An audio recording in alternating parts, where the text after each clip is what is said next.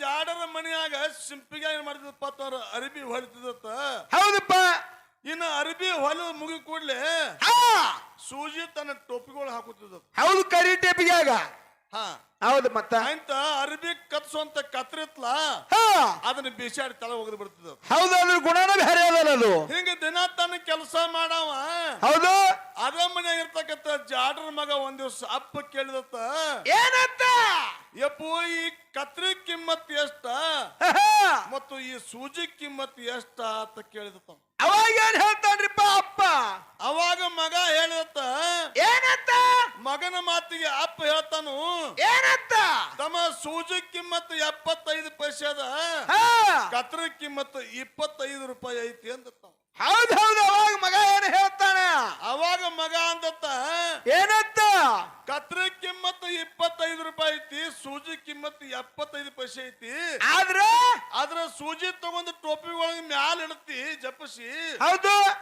ಮತ್ತ ಈ ಕತ್ರಿ ಕಿಮ್ಮತ್ ಹೆಚ್ಚೈತಿ, ಬಿಸಾಡಿ ಹೋಗಿತಿ, ಹಿಂಗ್ಯಾಕ ಅಂತ ಕೇಳಿದತ್ತ. ಅವಾಗ ಏನ್ ಹೇಳ್ತಾನ ಅಪ್ಪ? ಅವಾಗ ಅಪ್ಪ ಏನ್ ಹೇಳಿದಪ್ಪ ಅಂತಂದ್ರ, ತಮ್ಮ ಏನಂತ? ಈ ಕತ್ರಿ ಒಳಗ ಗುಣ ಸುಮಾರು ಅದಾವು, ಹೌದು, ಈ ಸೂಜಿ ಒಳಗ ಗುಣ ಚಲೋ ಅದಾವ ಅಂತ ಹೇಳಿರ್ತಾವ. ಅದು ಹೆಂಗೈತ್ರಿಪ್ಪ? ಹೆಂಗ ಸುಮಾರು ಅದಾವಪ್ಪ ಅಂತ ಕೇಳಿದ್ರ, ಅದು ಹೆಂಗ? ಒಂದಿದ್ದು 2 ಮಾಡೋ ಗುಣ ಕತ್ರಿದದ, ಕತ್ರಿ ಒಳಗದ. ಹೌದಪ್ಪ. ಇನ್ನು 2 ಇದ್ದು ಜೋಡಿಸಿ ಒಂದೇ ಮಾಡೋ ಗುಣ ಅದೇ ಹೌದ್ರಿಪ್ಪ, ಸೂಜಿ ಒಳಗೈತಿ.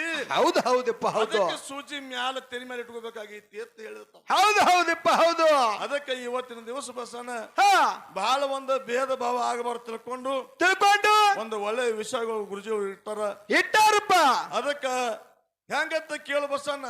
ಅದು ಹೆಂಗೈತ್ರಿಪ್ಪ? ಅದಕ್ಕೆ ಹೇಳಿದ್ರು ಮಾತ. ಏನಂತ? ಒಬ್ಬ ಮೋಟ್ಗ್ಯಾನ ಅಂಗಡಿ ಹೋಗಿತ್ತ ಮಾನ್ಯ ನಮ್ಮ ಪಕ್ಯಾನ ಅಂತಾವ್.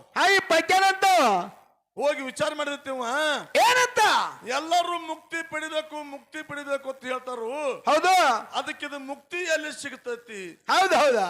ಎಲ್ಲಿ ಹೋದ್ರ ಮೋಕ್ಷ ಸಿಗತೈತಿ ಅಂತ ವಿಚಾರ ಮಾಡಿರ್ತೀವ.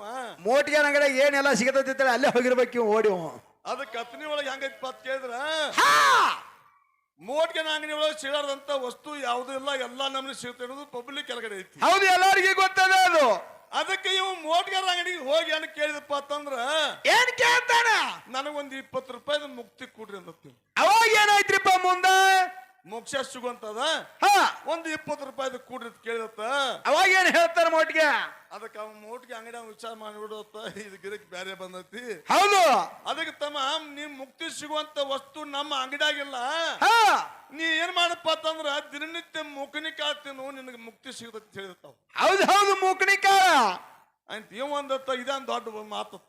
ಹೌದೌದು, ಇದೇನ್ ದೊಡ್ಡದಾಗದಲ್ಲ. ಇದೇನು ದೊಡ್ಡ ಮಾತಲ್ಲ ತಿಳ್ಕೊಂಡು ಏನ್ ಮಾಡಿದಪ್ಪ ಅಂತಂದ್ರ, ಬರೋ ಮುಂದ್ 1 ಕಿಲೋ ಮುಖನಿ ಕಾಳು ತಗೊಂಬಂದ. ಹೌದು. ದಿನನಿತ್ಯ ಬಂದು ಮುಖನಿ ಕಾಳು ತಿನ್ನಾಕ ಶುರು ಮಾಡಿದ. ಚಾಲು ಮಾಡಿದ. ಹಿಂಗಾದ್ರೆ ಮುಕ್ತಿ ಸಿಗತೈತೇನ? ಏನು ಮುಕ್ತಿ ಸಿಗ್ತದೆ ಅವನಿಗೆ? ಅದಕ್ಕೆ ಯಾಕ ಮಾತು ಹೇಳಿದ